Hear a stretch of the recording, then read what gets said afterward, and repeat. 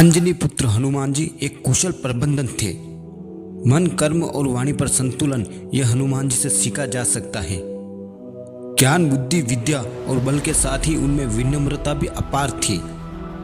सही समय पर सही कार्य करना और कार्य को अंजाम तक पहुंचाने का उनमें चमत्कारिक गुण था। आओ जानते हैं कि किस तरह हनुमान जी में कार्य का संपादन करने की अद्भुत क्षमता थी, जो आज के मैनेजर्स और कर्मठ लोगों को सीखना चाहिए। हनुमान जी ने बचपन से लेकर अंत तक सभी से कुछ ना कुछ सीखा था।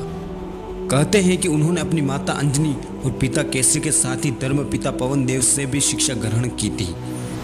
उन्होंने माता शबरी के गुरु ऋषि मतंग से भी शिक्षा ली थी और भगवान सूर्य से उन्होंने सभी तरह की विद्या ग्रहण की थी। हनुमान जी के कार्य करने की शैली अनूठी थी, साथ वे कार्य में कुशल और निपुण थे। उन्होंने सुग्रीव की सहायता हेतु उन्हें श्री राम से मिलाया और राम की सहायता हेतु उन्होंने वह सब कुछ अपनी बुद्धि कौशल्य से किया जो प्रभु श्री राम ने आदेश दिया। वे कार्य में कुशल प्रबंधक हैं। हनुमान जी ने सेना से लेकर समुद्र को पार करने तक जो कार्य कुशलता व बुद्धि के साथ किया वह उनके विशिष्ट मैनेजमेंट को दर्शाता है। हनुमान जी को जो कार्य सौंपा जाता था पहले वह उसकी प्लानिंग करते थे और फिर इम्प्लीमेंटेशन करते थे। जैसे श्री राम ने तो लंका भेजते वक्त हनुमान जी से यही कहा था कि यह अंगूठी सीता को दिखाकर कहना कि राम जल्द ही आएंगे, परंतु हनुमान जी ही जानते थे कि समुद्र को पार करते वक्त बाधाएं आएगी और लंका में प्रवेश करते वक्त भी वह जानते थे कि क्या होने की संभावना है। उन्होंने कड़े रूप में रावण को श्री राम का संदेश भी दिया, विभीषण को राम की ओर खींच लाए, अक्षय कुमार का वध भी कर दिया और माता सीता को अंगूठी देकर लंका भी जला डाली और सकुशल लौट भी आए। यह सभी उनकी कार्य योजना का ही हिस्सा था। बुद्धि के साथ सही प्लानिंग करने की उनमें गजब की क्षमता है। हनुमान जी का प्रबंधन क्षेत्र बड़े ही विस्तृत, विलक्षण और योजना के प्रमुख योजनाकार के रूप में जाना जाता है। हनुमान जी के आदर्श बताते हैं कि डेडिकेशन, कमिटमेंट और डिवोशन से हर बाधा पार की जा सकती है।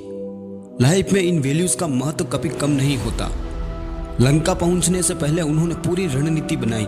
असुरों की इतनी भीड़ में भी विभीषण जैसा सज्जन ढूंढा, उससे मित्रता की और सीता माँ का पता लगाया।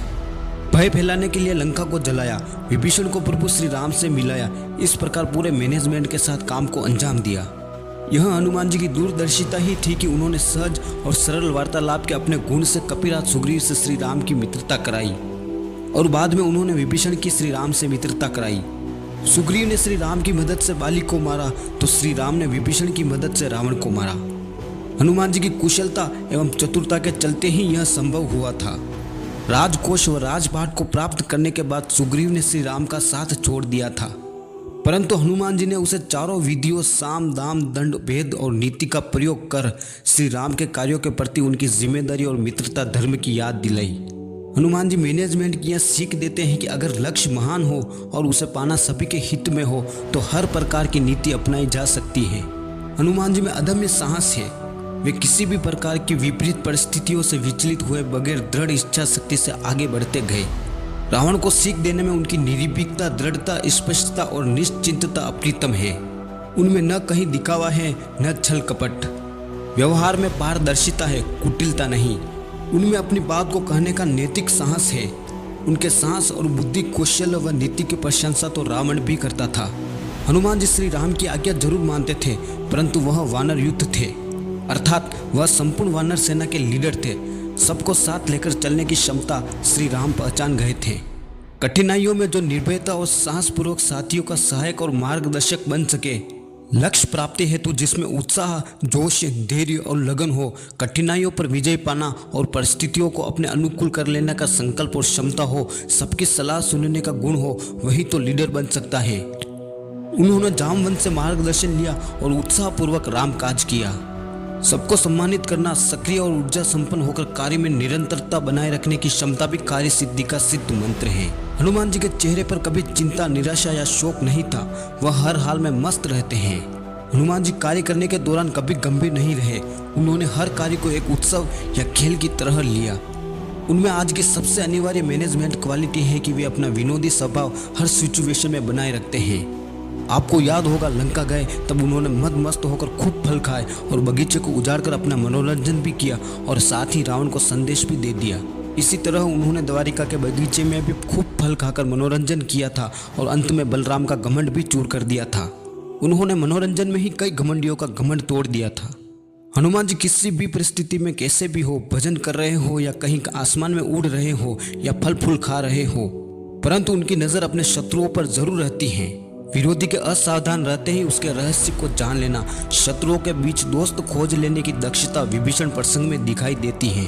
उनके हर कार्य में थिंक और एक्ट का अद्भुत कॉम्बिनेशन है। हनुमान जी महासर्वशक्तिशाली है।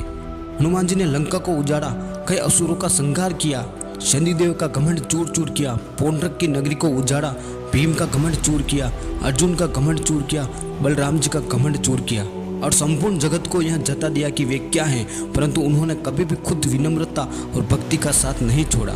रावण से भी विनम्र रूप में ही पेश आई और अर्जुन से भी। सभी के समक्ष विनम्र रहकर ही उन्हें समझाया, परंतु जब वे नहीं समझे तो प्रभु की आज्ञा से ही अपना पराक्रम दिखाया। यदि आप टीम वर्क कर रहे हैं या नहीं कर रहे हैं, फिर भी एक प्रबंधक का विनम्र होना जरूरी है, अन्यथा उसे समझना चाहिए कि उसका घमंड भी कुछ ही समय का होगा।